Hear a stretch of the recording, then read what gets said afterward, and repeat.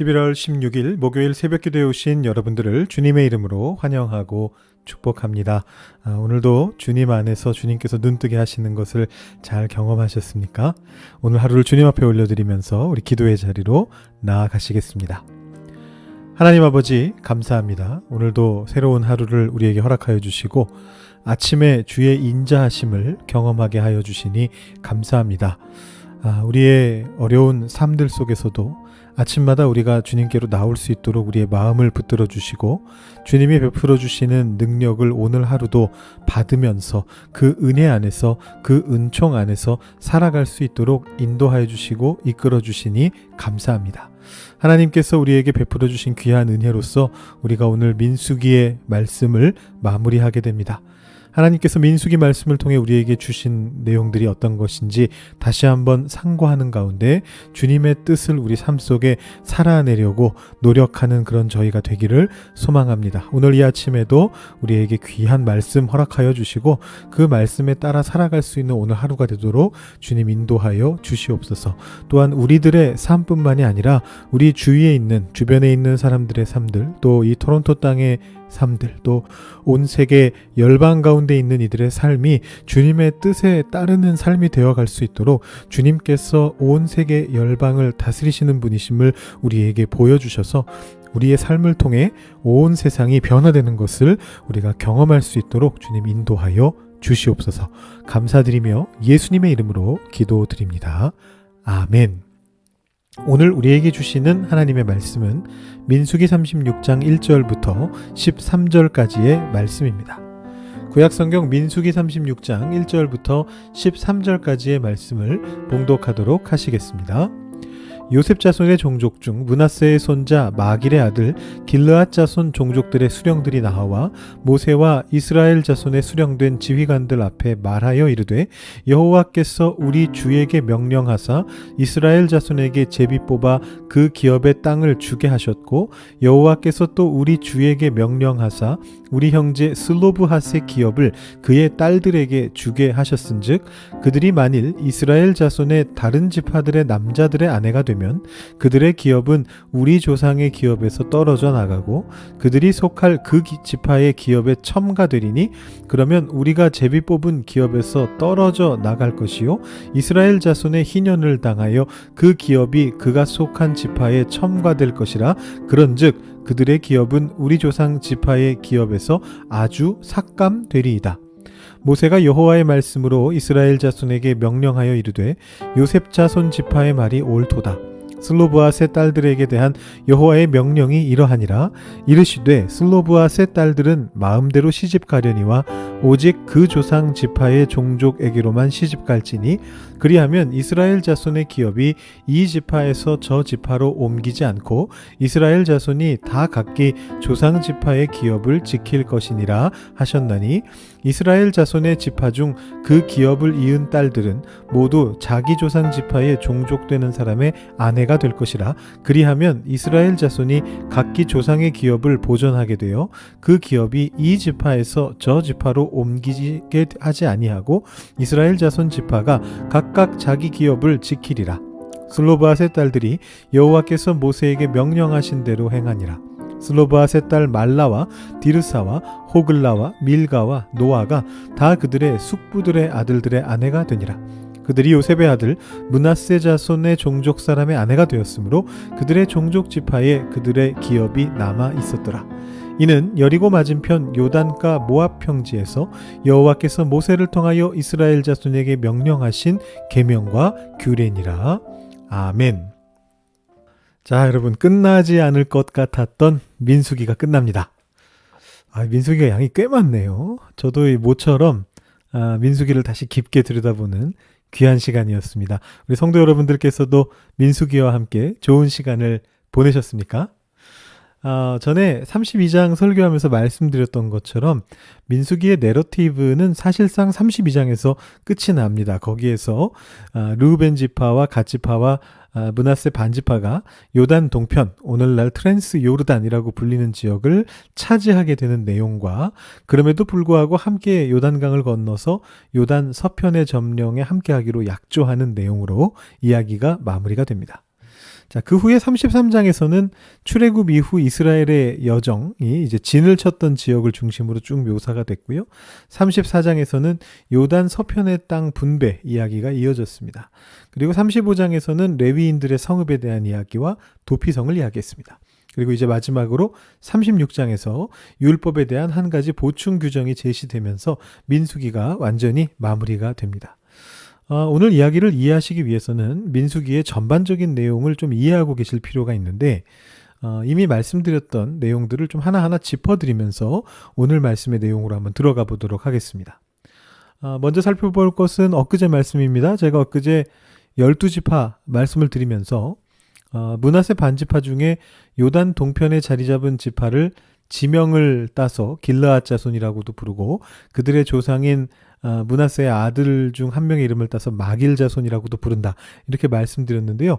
오늘 말씀에 딱 그 표현이 나오네요. 1절 말씀 보시면 요셉 자손의 종족 중 므낫세의 손자 마길의 아들 길르앗 자손 종족들. 여기 지금 모든 표현이 다 나왔습니다. 요셉 자손이란 말도 나왔고요. 므낫세, 마길, 길르앗 자손 종족 이런 말들이 나옵니다. 여러분 이제 이게 무슨 말인지 이해가 되실 겁니다. 결국은 오늘 여기 나온 지파는 표현 되게 많이 나왔는데 결국은 그것이죠. 요단 동편 길르앗 지역에 자리 잡았던 므낫세 반지파를 부르는 것입니다. 자, 오늘 이야기는 요단 동편에 있는 므낫세 반지파, 곧 길르앗 자손 혹은 마길 자손이라고도 불리는 이들이 제기했던 한 가지 율법에 대한 해석 문제로부터 출발을 하고 있습니다. 자, 이 이야기의 배경에는 두 가지 사건이 자리 잡고 있습니다. 첫 번째는 민수기 27장의 사건입니다. 여러분들 혹시 슬로브핫이라는 이름을 기억하십니까? 이 슬로브핫이라고 하는 인물은 사실은 솔직하게 말씀드리면 전혀 중요하지 않은 인물입니다. 그는 출애굽 1세대에 속한 존재였고 1세대답게 광야에서 죽었습니다. 그러니까 그의 인생은 사실은 성경 안에서 그렇게 단순하게 묘사되고 그걸로 끝입니다. 근데 이제 이 이름이 중요해진 것은 그의 딸들이 27장에서 문제를 제기했기 때문이죠. 다른 출애굽 1세대들은 다 죽었는데 죽긴 죽었지만 자신의 아들들에게 가문의 이름을 물려줬고 자연히 재산도 물려줬고 그래서 가나안 땅을 이스라엘 지파들에게 분배하게 될 때도 권리가 있기 때문에 자기들의 몫을 받게 되는데 슬로브핫은 아들이 없었으므로 슬로브핫이 본래 받았어야 되는 그 땅 분배의 몫을 받지 못하게 되는 그 말의 의미는 무슨 뜻이냐면 결과적으로 가문이 아예 사라지게 되는 당시 사람들이 느끼기에는 아주 심각한 문제가 발생하게 된다라는 것이었습니다. 그게 27장에서 슬로브핫의 딸들이 문제 제기한 내용이었습니다. 자, 이 얘기를 들은 모세가 그것을 하나님께 여쭤봤고 하나님께서는 슬로브핫의 딸들의 말이 옳다라고 판결하셨습니다. 그래서 아들이 없이 죽은 사람의 재산은 딸들에게 상속할 수 있도록 규정이 정비가 되었습니다. 이게 27장에 나왔던 얘기고 우리가 묵상을 통해 살펴봤던 내용입니다. 자, 그러면 문제가 다 해결된 건가요? 그렇지가 않습니다. 자, 이제 32장에서 요단 동편 지역의 땅이 이제 분배가 되고 그 다음에 이제 34장에서 나머지 지파들도 가나안 땅을 다 분배받고 나니까 이것이 굉장히 사소한 듯 하면서도 굉장히 중대한 문제가 또다시 제기가 되었습니다. 여러분 여기 제가 27장 말씀과 32장 말씀을 조금 보여드리고 있는데 27장 1절과 32장 39절 40절인데 우리 팟캐스트로 듣고 계신 분들은 뭐 직접 보실 필요는 없습니다. 제가 이제 말씀드릴 거니까. 자, 여기서 뭐가 나오냐 하면은 슬로브핫이 마길 자손이라는 얘기가 나오죠. 그리고 마길 자손은 길르앗 땅에 거하게 됐다라고 나옵니다. 32장에. 자, 결국 슬로브핫이 마길 자손이었기 때문에 그는 길르앗에 거주하였어야만 됩니다. 물론 뭐 광야에서 죽었으니까 그 분깃을 받지는 못했죠. 하지만 이제 그 원리에 따라서 슬로브핫의 5딸들인 말라, 디르사, 호글라, 밀가, 노아가 길르앗에서 자신들의 땅을 상속받았을 겁니다. 그런데 이제 이들의 혼기가 차니까 문제가 됩니다. 슬로브핫의 딸들이 므낫세 반지파가 아닌 다른 지파와 결혼하게 되면 이들이 상속받은 길르앗의 땅이 다른 지파의 소유가 될 수 있는 것이거든요.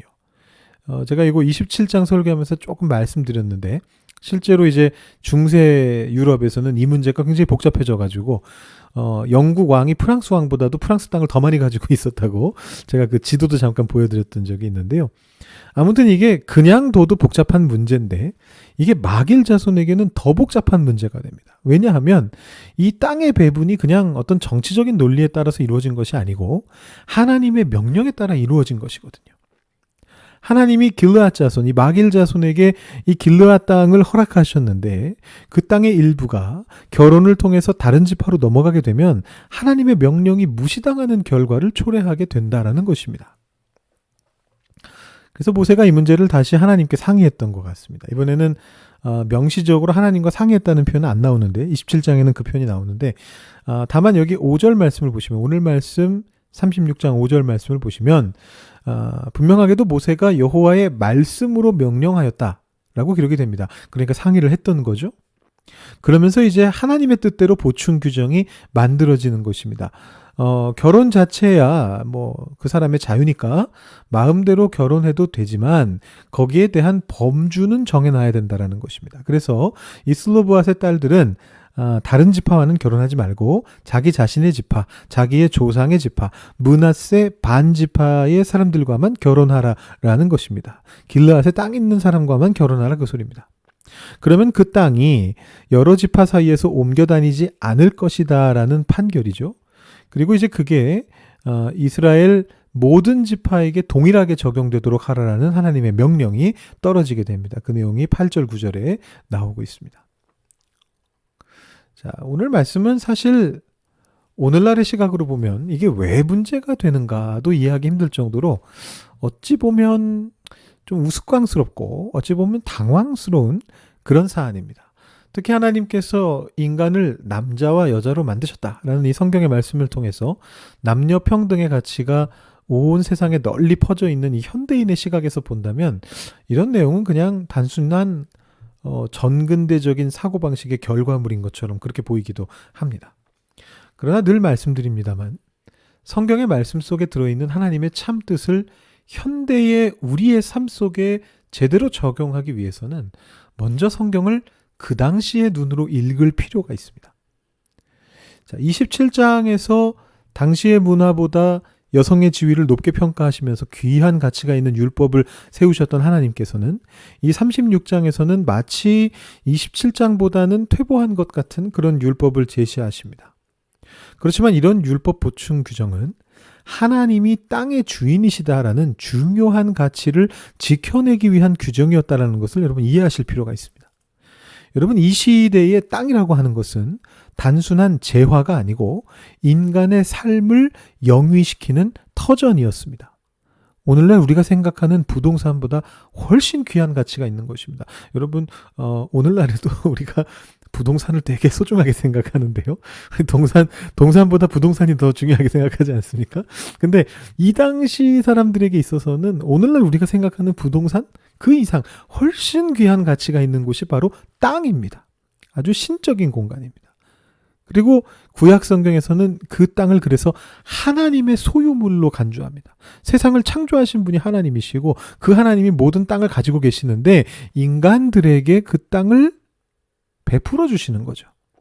그래서 하나님이 가나안 땅을 아브라함에게 약속하셨고 약속대로 이스라엘 백성들에게 수여하셨지만 그 땅 안에서는 바로 앞장 35장을 보시면 잘못된 피 흘림이 없어야 된다는 명령을 내리신 것입니다. 자, 이런 연장선상에서 오늘 말씀을 보셔야 돼요.